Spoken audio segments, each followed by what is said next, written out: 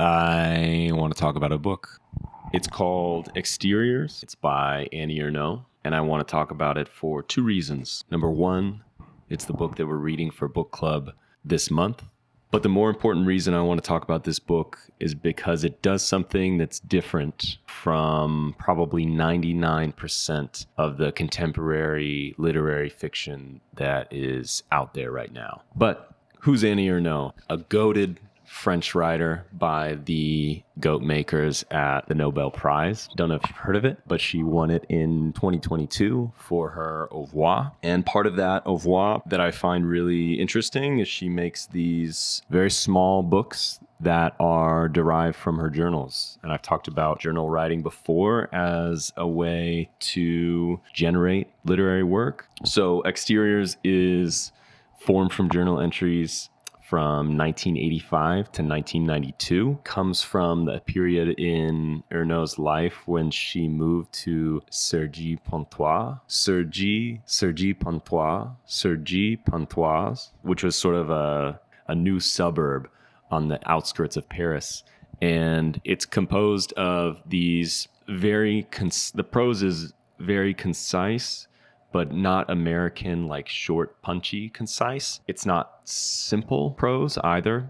It's that it feels like a perspective that's only possible given like immense constraints and restrictions on the writing itself, which I feel like, if every writer has a superpower, Annie Ernaux's may be the constraint that she puts on her own writing before she even begins so that it can yield an interesting perspective. I feel like she does that to a degree which I can't even imagine writing through because it's so limited.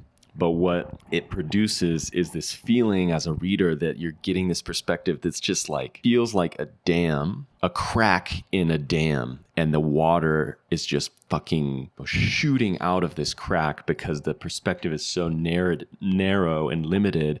But what lies behind it is so pressurized and immense.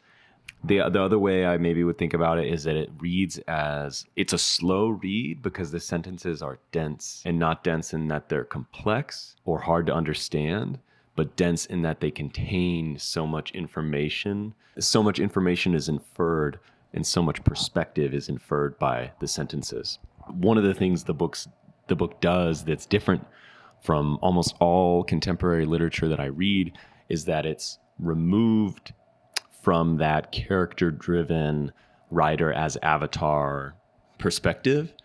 And the main thing craft-wise that it does that no other book does is exactly what's in the titles. It's all comprised of exteriors, of exteriority, of a perception, but not the perceiver. Most contemporary literature is composed of most of contemporary fiction is composed of generally character-driven kind of literary work, and that is built on interiority, in which you're given access to a character's inner world, their psychology, their feelings, their memories, their impressions.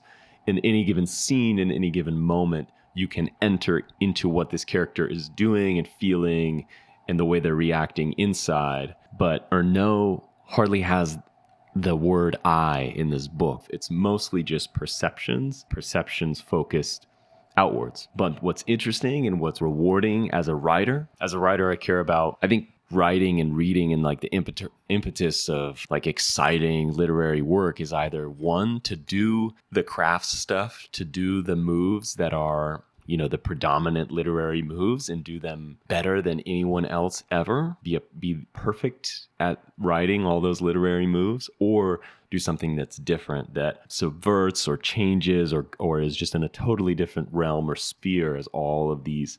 It's to be what writers have been, and artists have been forever, which is to challenge what's happening.